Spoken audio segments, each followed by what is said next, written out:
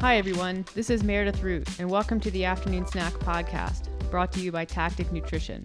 Hi, I'm Alex Parker, owner of Tactic Nutrition, former lawyer, CrossFit Games athlete, turned health and fitness geek. I'm also into health and nutrition, a more recent CrossFit Games athlete, co-owner of Tactic Nutrition, and former engineer. We are here to have fun, engaging conversation about some of our favorite topics, including nutrition, health, coaching, motivation, and of course, CrossFit. Our goal is to give you something to think and talk about and hopefully make you laugh along the way.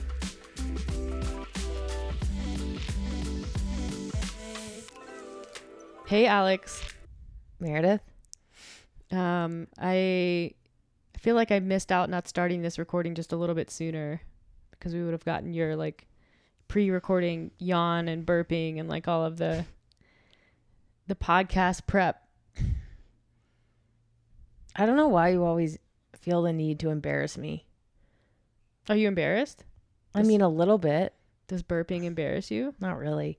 But Meredith used to do this thing and we had to have a very serious conversation about it, because I would come out of the washroom and be like, oh my God, Pam was in there and I really had to poo. So I had to be super quiet and make sure I don't know if she heard me.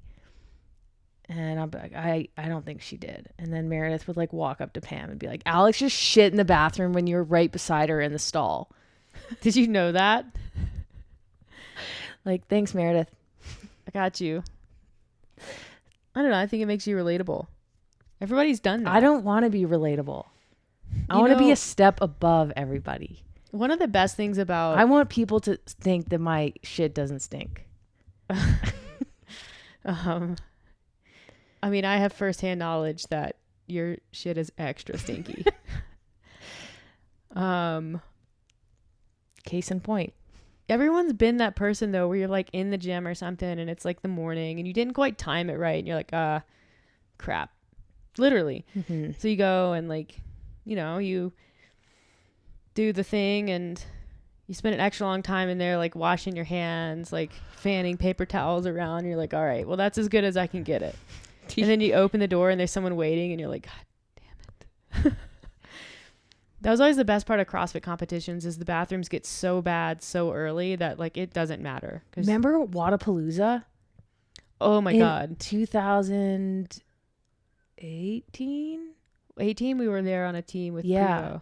Wasn't that when it was? Or was it the year 17? I think every year at Wadapalooza is horrible for the bathroom situation. Weren't the bathrooms overflowing? Something crazy. They had to have a porta potty set up. Yeah. I can't remember what year that was. It smelled like sewage. Yep.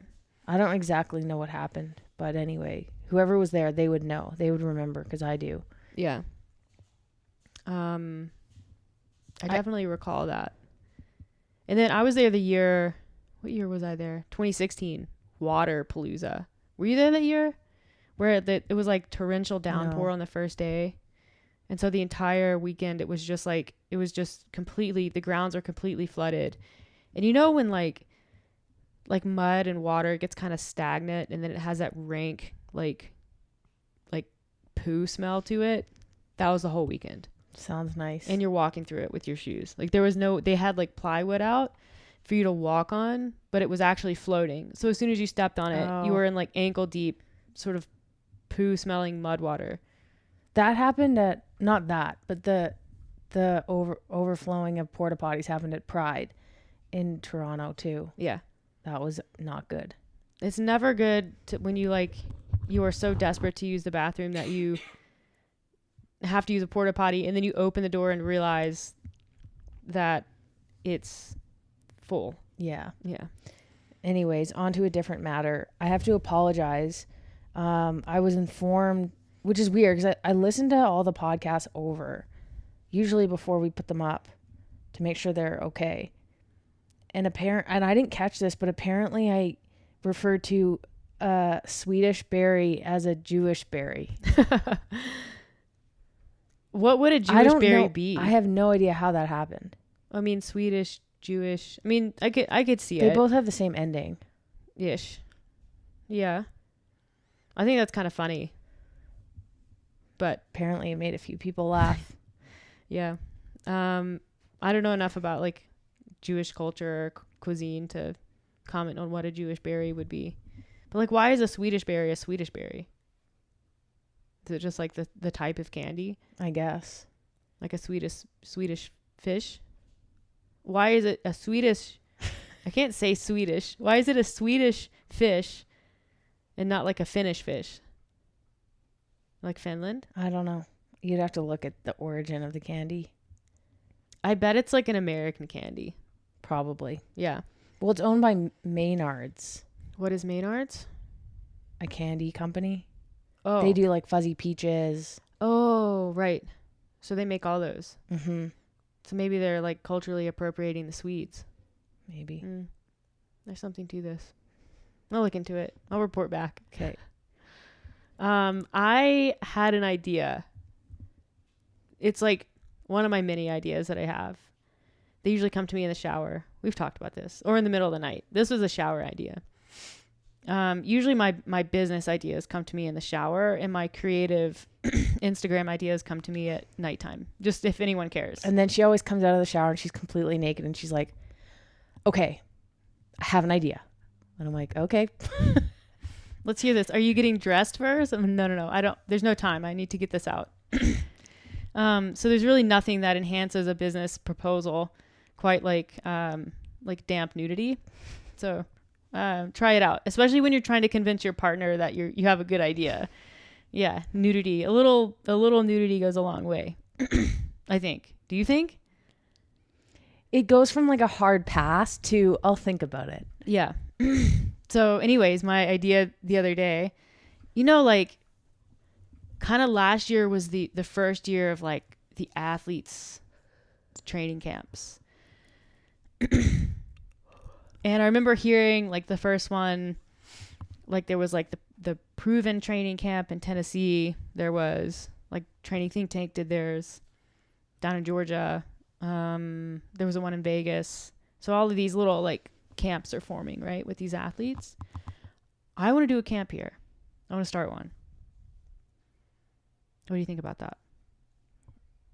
I would need to hear more. Okay, well, I'll tell you more. So I don't want our camp to be like other camps. Number one, like we're at elevation. So like, frankly, this is kind of a crappy place to have an athlete camp. If you're doing online qualifiers, not the place for online qualifiers, but it's fine because the people, I don't want people who want to go to the games at my camp.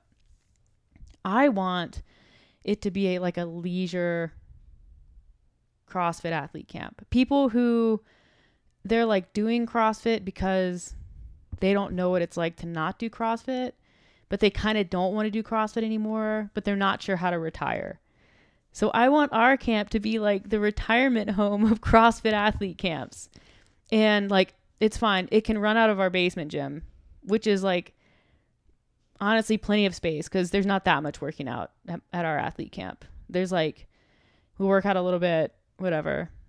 And then we can go run and ride bikes and like hike in the mountains. And it's like, I want it to be the transition camp. I want it to be like, I want out. I need help. We got you. What do you think?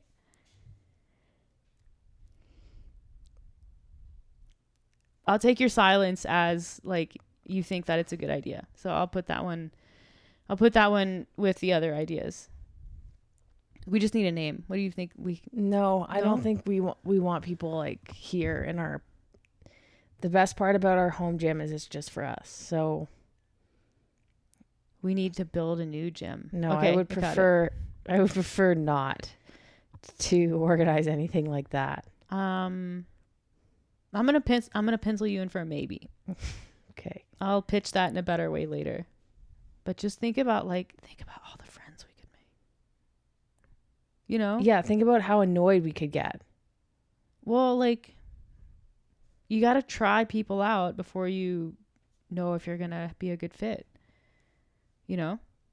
Anyways, that was my shower idea the other day, and I thought it was a damn good one. I can see you share my excitement.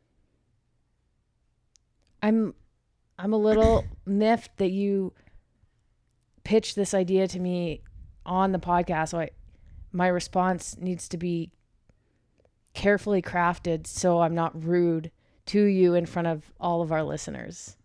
Yeah, that was intentional. Let's move on. Okay, speaking of, I guess, transitioning out of CrossFit into other endeavors.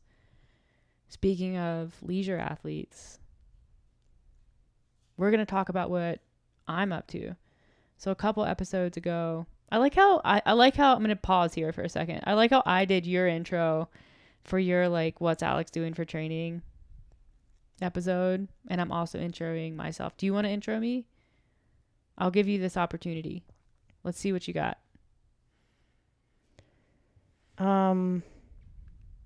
So Meredith is running a half marathon. It's coming up in Banff. I think most people are aware. But she hasn't always been a runner.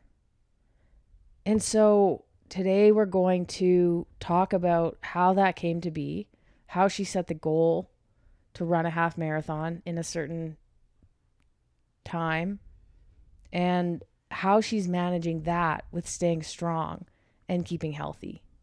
So Meredith, start us out. What's your goal half marathon time?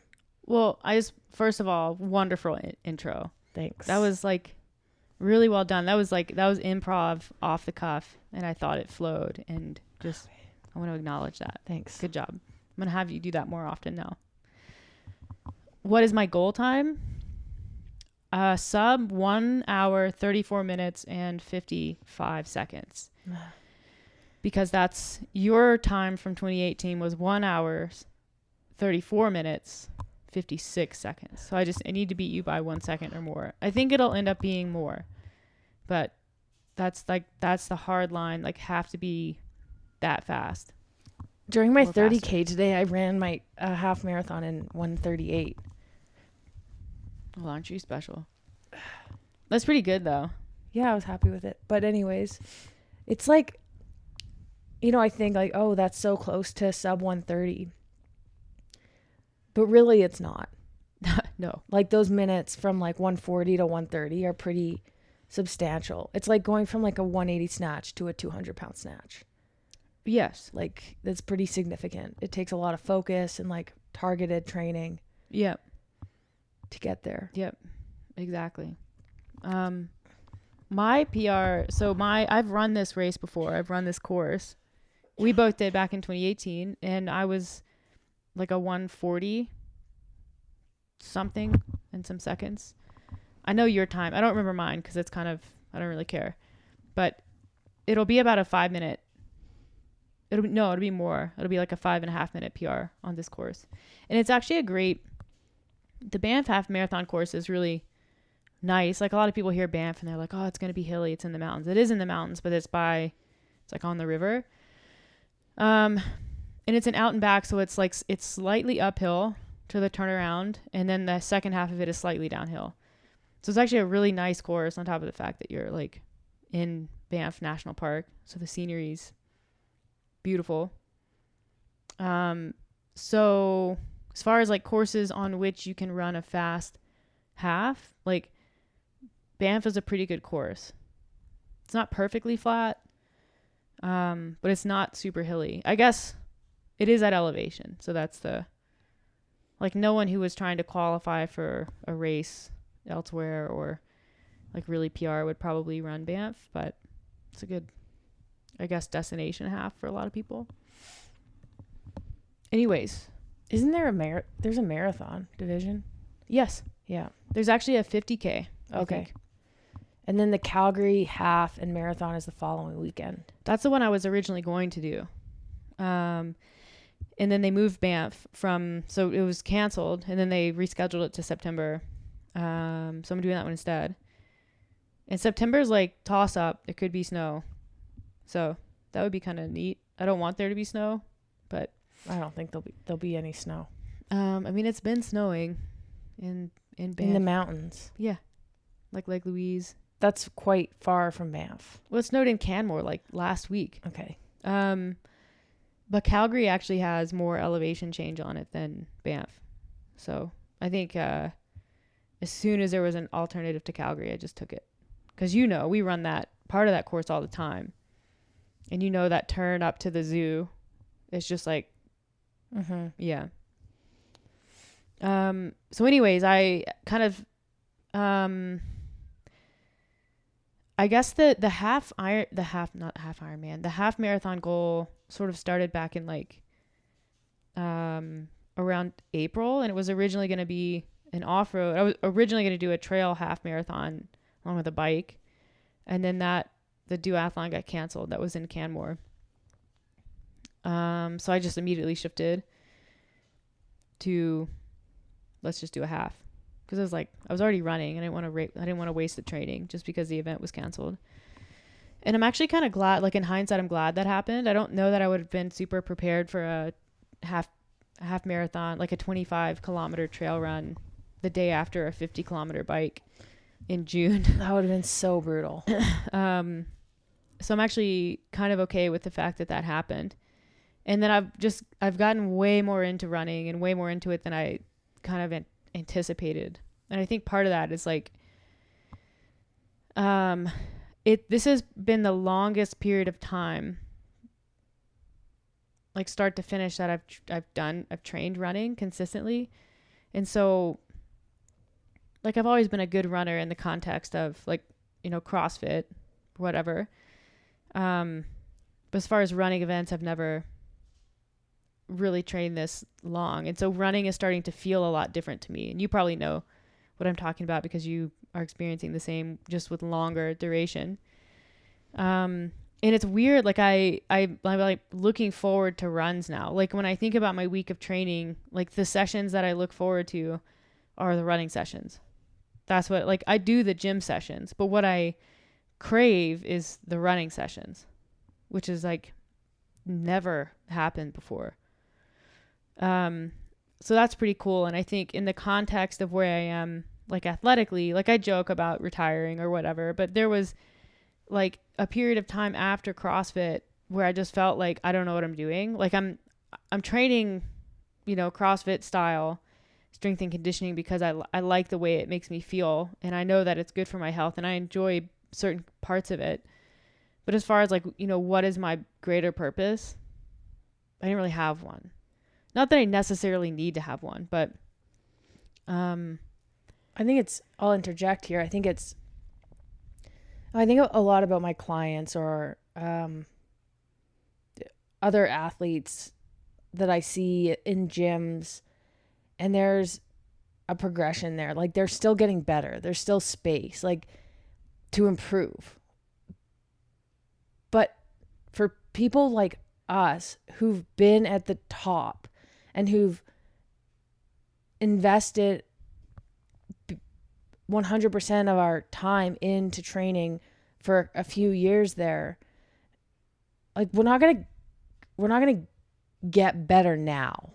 Like we're older, we've been injured, and like we don't have the time. So it's like we're not going to get better at CrossFit by training for health, for fitness, for enjoyment. Like you can't get back to that level without committing the time and the energy and the effort. Yes.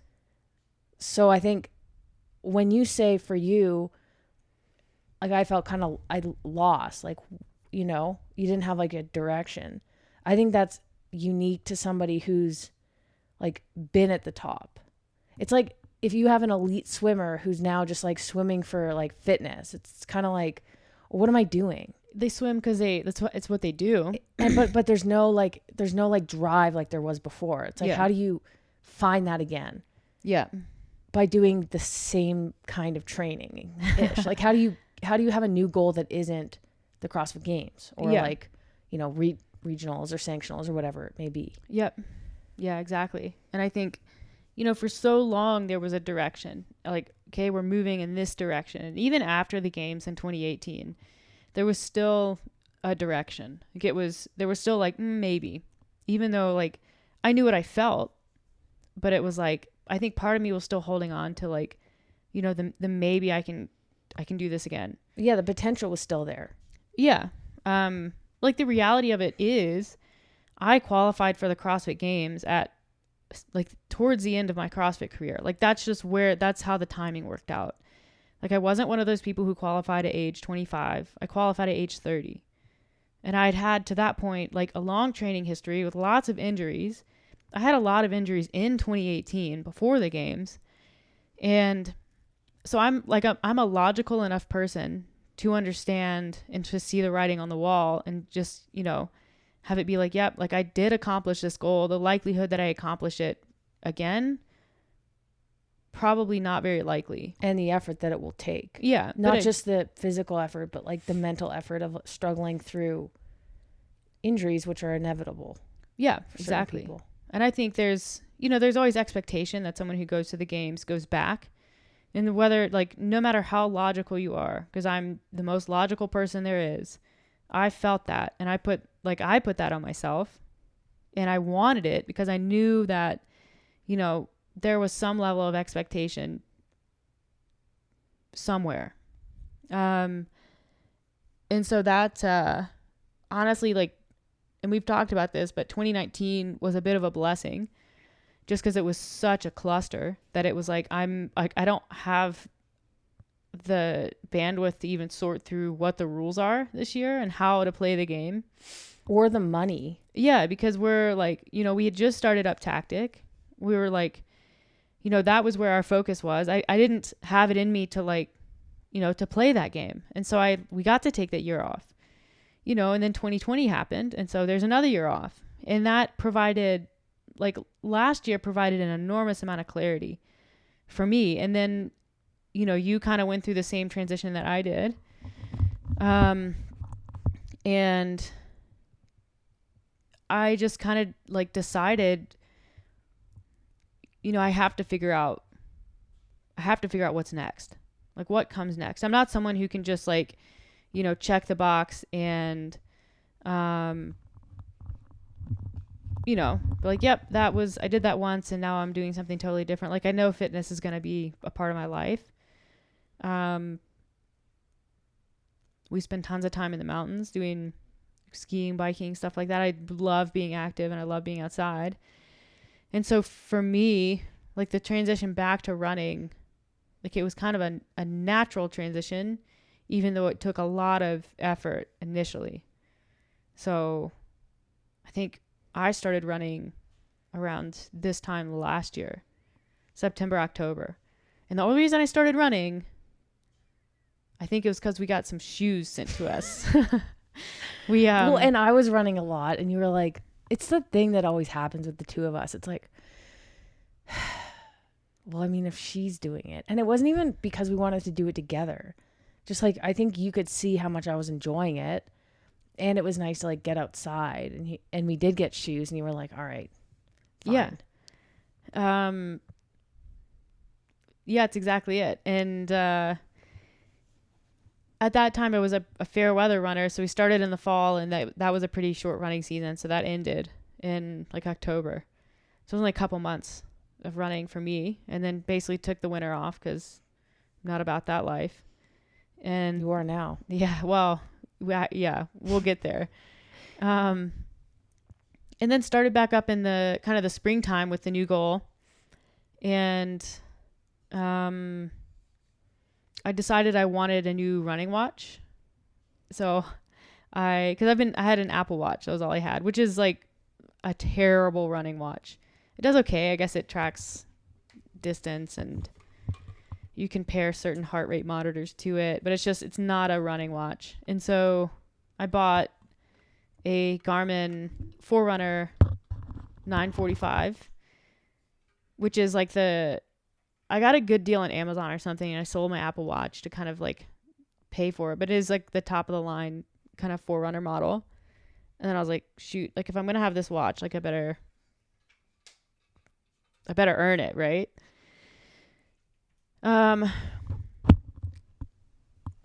Yeah, so I started running a little more consistently, like 2 sessions a week back in April, May timeframe. I remember I ran a half marathon in North Carolina in like May, and that was when I was still prepping for that race in June that got canceled. And it's funny, like I remember being wrecked after that 21, and it wasn't even fast. It was like a 5:20 pace, I think, per kilometer, which is around a 2 hour? Is that 2 hours? Is that under 2 hours? I don't know, around 2 hours. It's under 2 hours. Under 2, like a 150 something. I think to be under 2 hours, you have to run a 5:40 per kilometer. Oh, okay, so it was well under 2 hours. Not fast, but I remember not fast for you. No, but still respectable. Yeah, I'm not saying it's not. Yeah, like in the context of my paces. Yeah.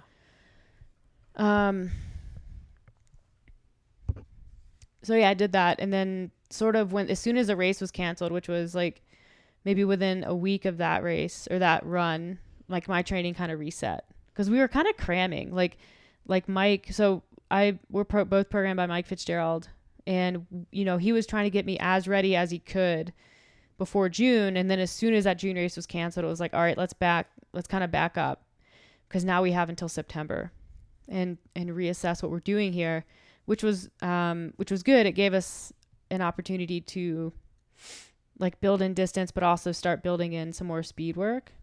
And then for me, I was really curious about how like the gym training was going to play into it. Because I'd never really done high volume running with any amount of CrossFit or strength training. So up until recently, I've been doing like 2 of my sessions per week are like high volume, or not high volume, but squat days. And every time you squat, I'm like, wow.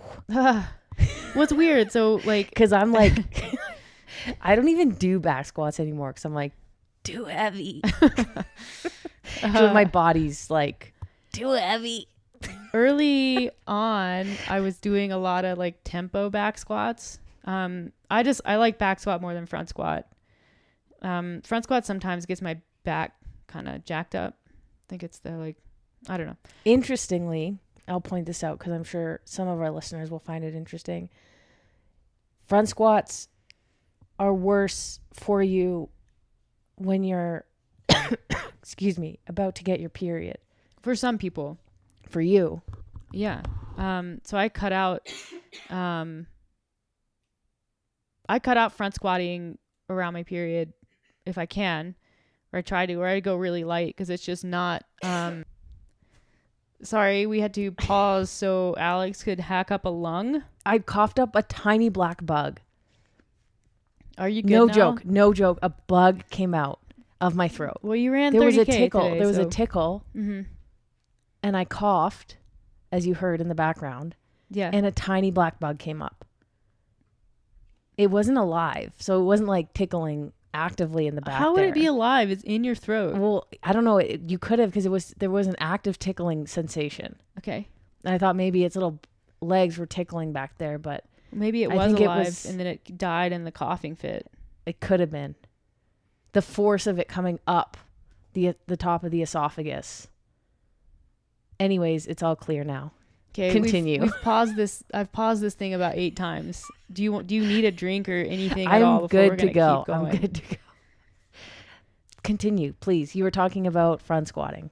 Yeah, and how I cut that out around my period because I tend to make my low back explode, and then I'm off training, doing anything really for like a week. Yeah, so a preventative measure.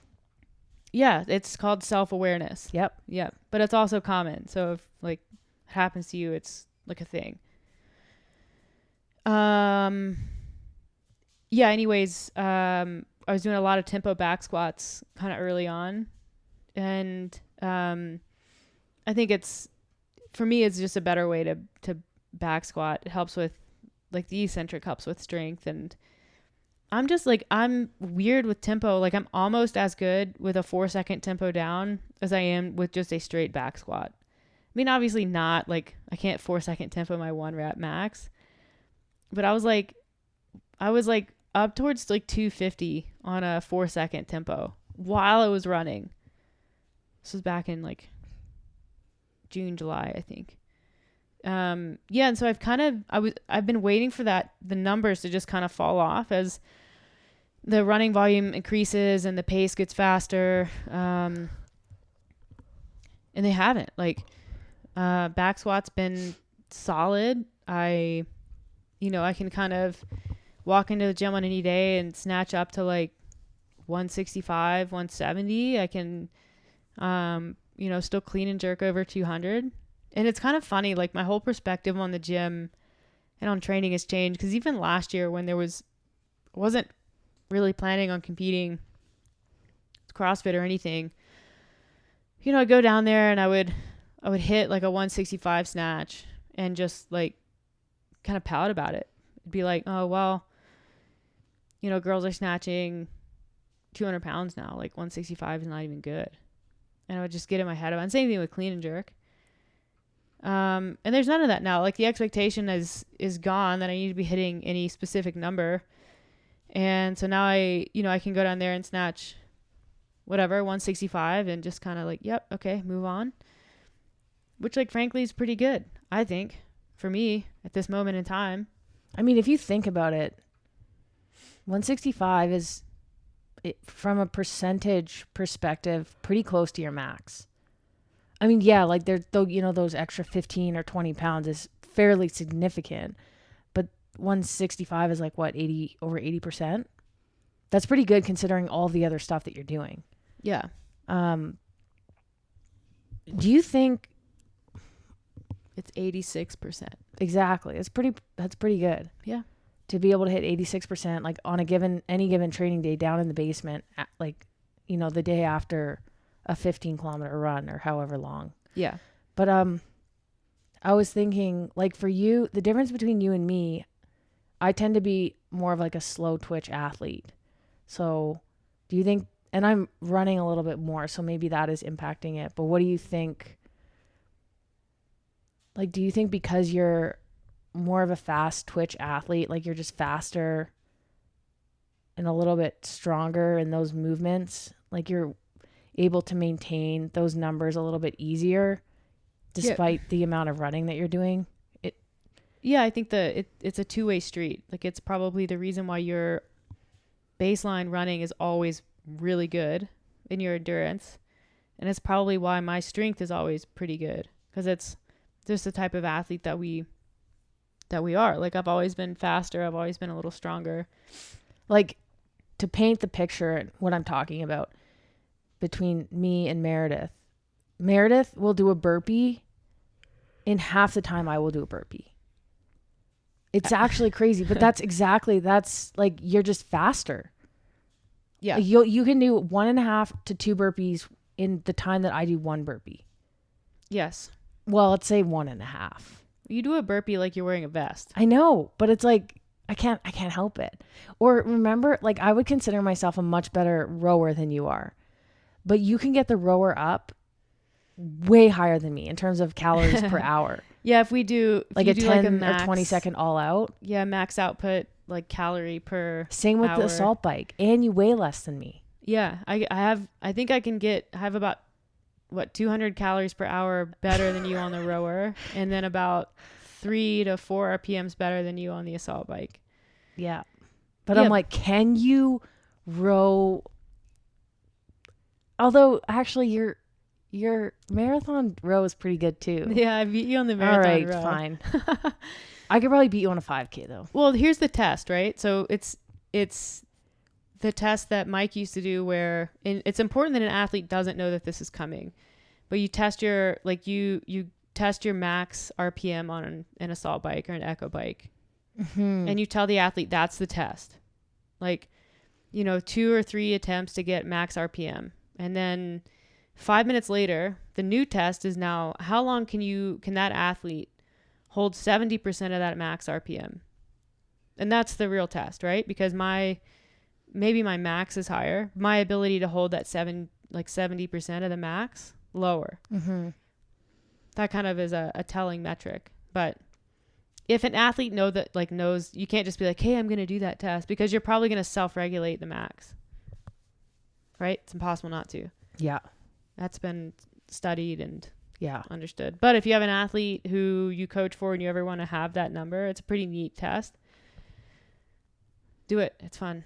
It's a So fun surprise. we were talking about this the other day. You don't weigh yourself, but you don't think your body weight has changed at all. No, I may have lost a little bit of weight. Like I'm a little trimmer. I just noticed the way my clothes fit. But probably not more than a couple of pounds. So I'm probably still around like I would say 128 to 131. And since running, you've done what with your diet? Oh, well, I guess more recently. Within the last 4 weeks, kind of just shifted to a higher carbohydrate intake and then lower fat. Why? Just to help with performance and recovery. So it's an easy shift to make because we have carbs all over the house, and our protein sources are low fat, and so all I do is I add fat to my diet. So when I want to make that change, I remove fat from my diet and I add carbs. It was super easy because it's like, I add in fruit and cereal and bagels, and I don't use quite so much butter, and I like take away an egg yolk. Like it's a really easy change to make. But I've noticed, and again, I can't say it's like definitely the cause or like because I'm also training progressively. So I should be getting better and faster and should be getting easier as a byproduct of my training if everything else is controlled. But I feel like making the change to nutrition aided in the progression of the training. Yeah, they kind of go together. There's no real way to know other than my intuition for it. But it makes the most sense to make that kind of change for me now so that I can take full advantage of it in a couple of weeks. Yeah. I'm super excited for the race. Not like obviously to see you race, but when you did the half Ironman, Ironman wasn't. Oh, no. The Olympic triathlon. Oh yeah. Sorry. Yeah. The Olympic triathlon without the swim. Yeah. About a couple months ago now. And I took over the tactic nutrition stories and did like course updates. That was fun. Yeah. And I'm excited to do that again. Yes. It'll be, I guess it'll be around the same duration, hour and a half. Mm-hmm. So, yeah, that'll be good. Yeah, it's interesting. I find myself, the last time I ran a half marathon, I was like, I don't want to do that again. I never want to do that again. It was so painful, but I was so untrained for it. So I think, like, I'm actually excited now. Today was my last long run. Which was how long? It was 16 kilometers. So it's 5 kilometers short of the race. So about 10 miles. I guess 10 miles exactly. Yeah. Yeah. So I ran that today at race pace, which was, I actually ran a little quicker than race pace. So I ran it at a 4:33 per kilometer pace, which is a 7-minute and 19-second mile. And I finished and I felt like I could keep going another 5K. And then like the idea is like you should feel like you can keep going and then possibly pick up the pace at the end, which I felt like, yes, I can do that, especially knowing the way the Banff course is. So I'm looking forward to it. I think, next week will be a taper with training and then obviously a carb load for a couple of days. So I think I'll feel really good if I can stay healthy, which I don't foresee any reason why I can't. But it's funny. I'm already thinking forward to the next run, which will be in the spring. Cause I've just decided that that's like, this is a stepping stone. Like it's going to be fun, but it's not the end. And then even when I race again in the spring, and if I get the 90-minute, I don't think that's going to be the end either. And that's kind of the fun thing about competing and not competing in CrossFit, because I think everyone knows what the end goal is there. But like with running, you do it like it's for you. And so it's kind of morphed into this, like, you know, there's all these different peaks and achievements that you can make. And it's not like, hey, I'm going to do that and then I'm going to be done. I'm never going to do it again, which I think is some people who set out to do things like Ironmans and ultras or even marathons, like they set out to do it one time and then they do it and they're done. And so it's like, well, maybe that was the wrong thing for you to do at that period of time. If you don't want to continue or you don't want to move on to something else, like maybe you should have set a smaller goal that makes you feel like you want to do something else. But maybe that's just a difference in people. I think running a marathon can be different for everybody. Like for me, I'm doing it for a purpose to raise money, but I'm also doing it for myself because I wanted a new challenge. And now that I'm into it and I'm enjoying it so much, I'm already thinking ahead. It's like, okay, after I finish this marathon, what's next? I'm already thinking forward. What's my next goal going to be? Kind of like you with your 90-minute goal. I'm thinking, can I do sub 3 hours in the next few years? Yeah. Is that something that I would enjoy chasing? Is that a goal that I would enjoy? Whereas I think some people sign up for marathons as just a challenge. Yeah. Maybe it's to kickstart a different lifestyle, to give them motivation to get outside and exercise, and they've never run before. And they know full well that this is going to be it for them for running, but it's still an accomplishment. And maybe it's, it helps prove to themselves like, hey, I am capable. I can do something else. Maybe it's not running because I didn't really like running. Yeah. But I think you're right. I think, is it necessary to do a marathon in order to recognize that? Probably not. Yeah. But it is a pretty good kickstart. I'm sure that there's a ton of people out there who've done one marathon and are like, I'm good with not running ever again. And but they that's a pretty big accomplishment, and they can move forward with way more confidence in their ability to like accomplish anything really. Mm-hmm. A marathon is a pretty good metaphor for life. I'm reading a book right now that's called, it's by Matt Fitzgerald. It's like Marathon for Life or something. I can't remember the exact title of it, but he talks about that. It's pretty interesting, but it's, I think any sort of athletic achievement, there are different motivations for it. Yeah. But I'm excited that I found something that I can see myself doing for many years to come. I think part of it is like freeing yourself from the confines of competitive CrossFit, because no one in their right mind would train for distance running while also like having any kind of inclination that they're going to be very good at the sport of CrossFit. So, but when you still have one leg on that fence, you're less, like I felt less likely to do things like running or a lot of biking, because I know that there is an impact. Is it a great impact? Maybe not. But like it's gonna take the top end off your strength numbers. Like there's no way around that. Like it's gonna take you out of the gym. It's gonna, like, there's a recovery cost to it.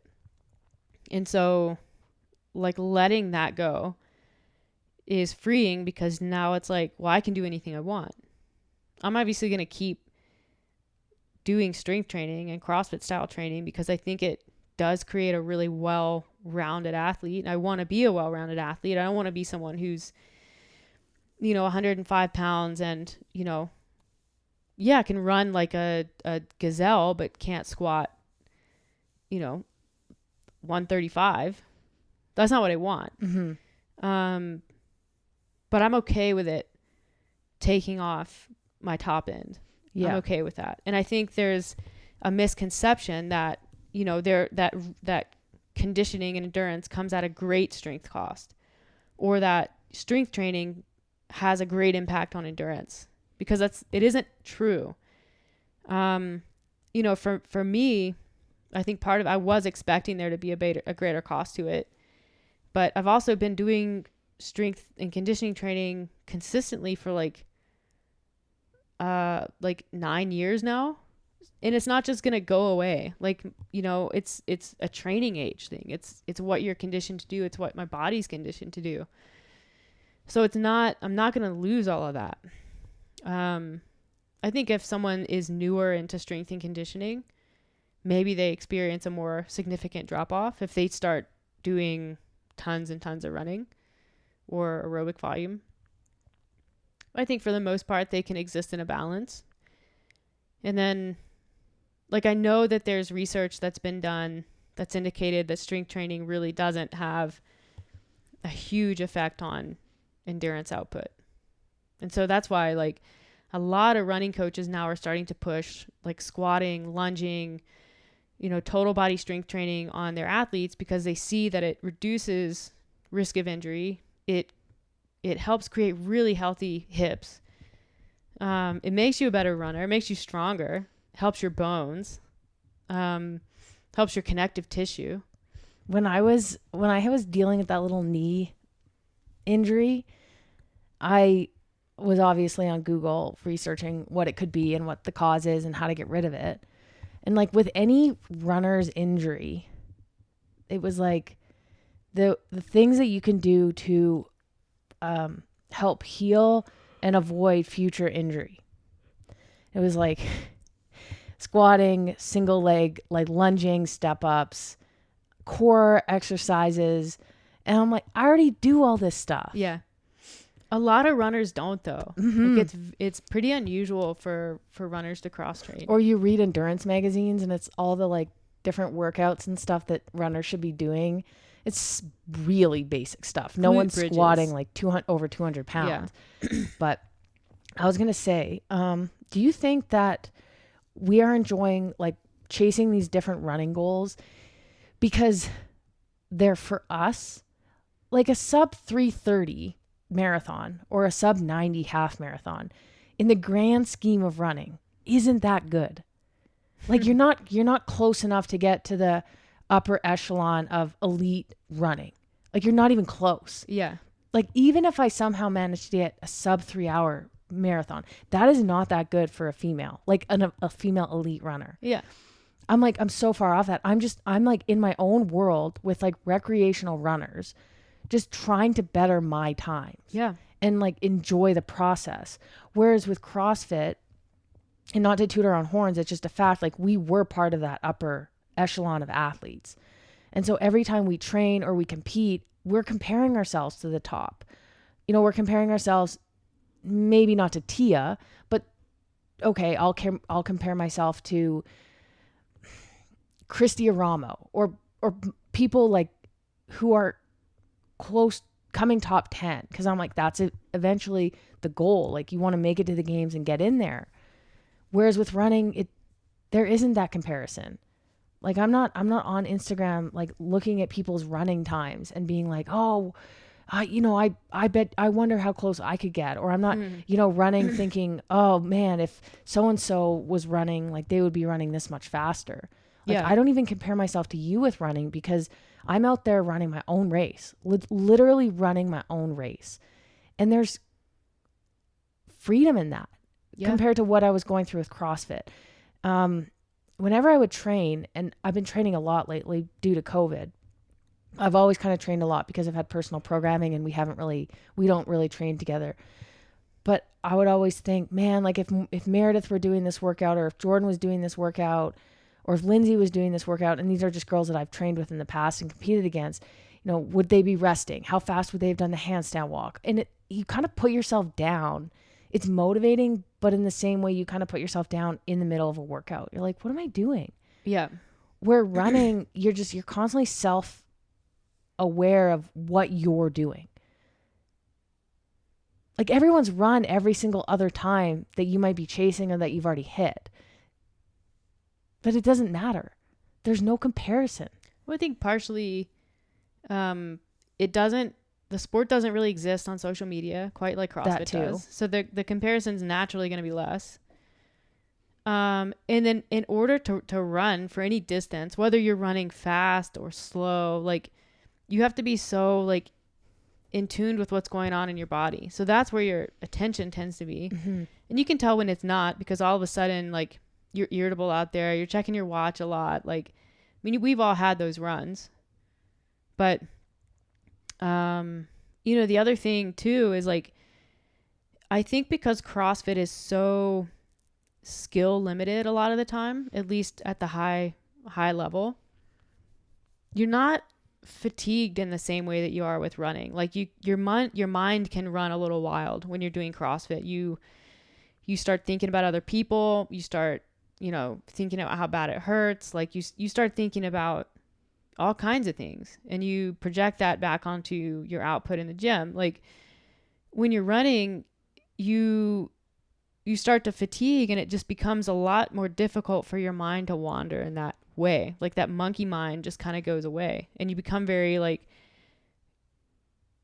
clear. Like that's why like you experience a lot of clarity on runs, whether you have something like in your life that's causing anxiety, like something you're worried about. When you run, those things kind of the worries, the anxieties tend to kind of melt away, and you can kind of be there with your thoughts on, what is the core issue that you're dealing with. And I've experienced that a lot of time. I know you have.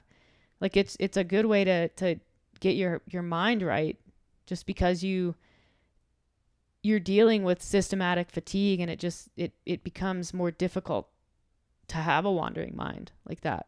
Yeah. And on that point, the difference between training CrossFit or doing a CrossFit based workout compared to running, it's very rare that you're getting into a CrossFit workout, maybe like a 20-minute open workout where you're really moving the whole time. But there's a lot of rest in CrossFit. Yeah, that's what I mean. Yeah, like because it's skill limited, like you said. Yeah. And in training, especially because you're doing a ton of different intervals, lifting, you're sitting down a lot and just be on your phone or like talking to other people. When I'm in the gym, like I'm on my phone. Like sometimes I'm texting clients, sometimes I'm seeing emails come through. It's not a great habit, but it sometimes happens. Especially if I'm training in the middle of the day and it's office hours, I'm kind of expected to be responding to people. When I'm out running, today it was 2.5 hours of running, absolutely no stimulation, no phone. Like I don't even have my phone with me, on me at all. It's in the car. I don't have music. I don't have another person with me. It's me, and I don't stop. Like you're running the entire time. So you're never stopping to walk and being like, what do I have to do after I'm done running? Like, what do I have to do today? I don't even think about that. I don't have a worry in the world out there besides completing my run. Yeah. Maybe I think about like, okay, so if I'm running this pace, the marathon, I don't know. Like it's all about awareness of what you're doing. Yeah. And then maybe running in the future. Yeah. Because it's really training, but it's also a test. It's like, okay, is this an appropriate pace? Can I hold this pace for another 10K? Okay, yeah, but can I hold it for another 20K? That's what's going through your head. Mm-hmm. Not like, oh, did I text Sarah back? I didn't think about my clients once when I was out there. Yeah. But when I'm down in the gym, like, yeah, and I'm talking to you like, well, what do we need to do tomorrow? Or you're telling me about your ideas. Yeah. That's stressing me out. What meetings do we have tomorrow? Or, hey, do you want to talk about what we want to do for a podcast? I don't think about that when I'm running. No. It's just me. It's for me. And I finish and it's like, people talk about that like endorphin rush, and you don't get that with CrossFit. No.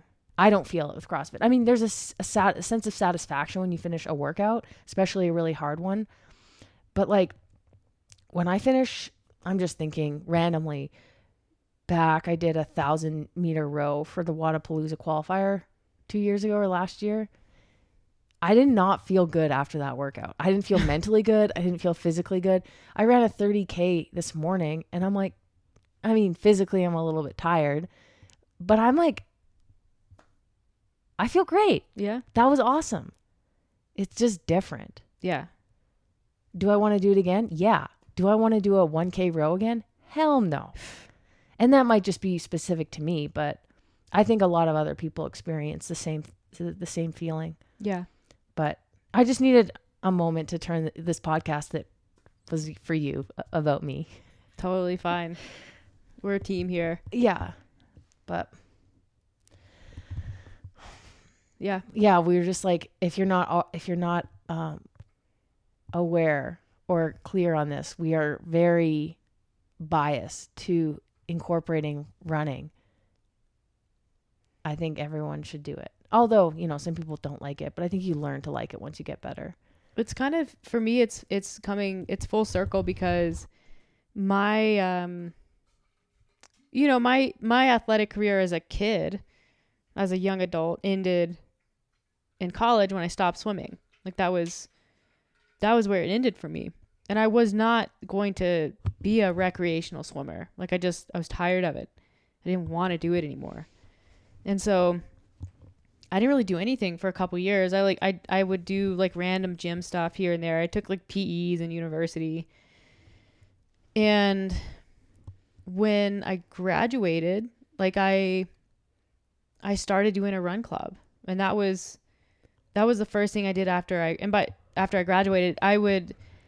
And I remember this, it was, if you're from Raleigh, there's a Tiernanog run club, and it's run by a chiropractor there. And Tiernanog was an Irish pub, and it was downtown. It's not there anymore. We've actually been to the restaurant that's where Tiernanog was. And they had a run club, and every Monday you would go and you would run a 5K, and you'd come back and you would pay $1, and you would like get a pasta dinner. It was awesome. But that was my fitness. I would run that and maybe one other time a week. That's all I would do.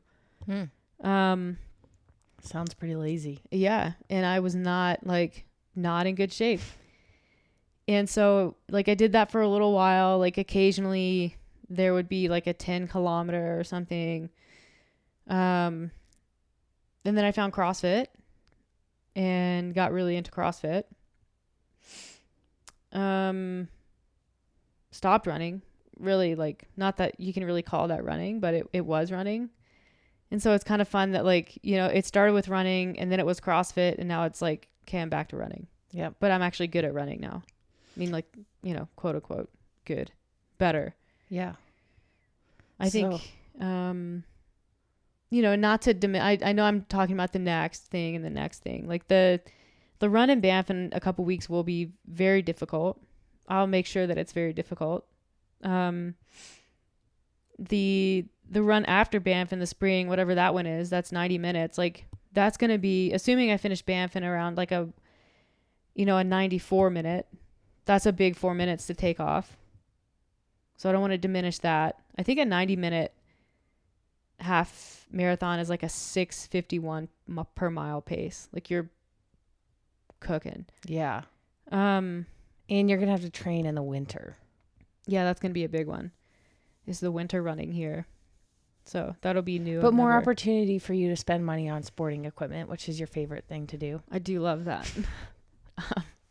I know you love that too. Yeah, right. I have like super old winter running gear that I think is like hand-me-downs from my parents.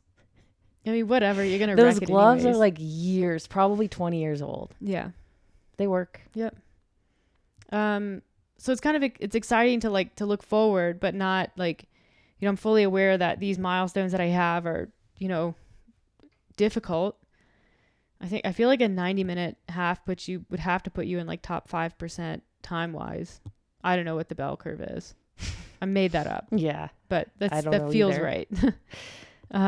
It's funny because my dad is he's an ex-marathoner and he's pretty good. Like I think around 2:30 is his best. And every time we talk about our times, he's like, that's it? Yeah. I'm like, yeah, my fastest pace today was a 4 minute per kilometer. He's like, that's literally his marathon pace. That's so wild. It's like, I did that for 3K today. He's like, silence. Like, okay. Thanks. That made me feel good. But who knows? Maybe I was going to ask you, and I'm sure our listeners, if they're still tuned in, which hopefully they are. What is your workout later? Oh, that's actually a good question. And I was meaning to look that up. It'll be something, upper body. I have bench press, strict bar dips, and then some skier toes to bar sprints, and then some core work. So I have, and granted, I think this is already a back off week. This isn't full taper, but Mike said that it's slightly lower volume. So for this afternoon, I have a 10-minute EMOM of 2 strict ring muscle ups, and then weighted pull ups and weighted strict bar dips, like supersetted for 5 sets, and then 5 rounds easy, 1 kilometer bike erg, AMRAP standing overhead press, and then just some like health, like some shoulder accessory. So that's good. It's a good workout post fast 16-kilometer run. Yeah, I don't want to do anything hard. Yeah. Cool. Thanks for explaining your training and all of that stuff. Hopefully people find it interesting. I think so. Like I really believe we're gonna potentially see a lot of athletes coming out of CrossFit and moving into endurance. I don't know if that's like a next 1 or 2 years thing, or if that's like in the next 5 years. I think it's going to be interesting to watch it though. You have all these athletes with a huge strength bias that I actually think sets them up for endurance pretty well. Some of them at least. So it'll be interesting if that actually happens, and then how well, these people do. And you built a lot of these CrossFit athletes with their training volume have built up a pretty great training volume base. Yeah. Like they can withstand a lot. They're resilient. Pain tolerance is high. Yeah. More importantly, sorry to change, but I feel like and I don't want to take a ton of credit for this, but I feel like we've inspired some people to get out there and like do some running. Well, I hope so. Some people have been messaging me. So if you are one of those people, like shoot us a DM on Tactic and let us know, because we love supporting you, and like we're super interested in hearing what race you're doing and why you're doing it. And yeah, that would be awesome to know. I think I'm going to start a Tactic Strava club.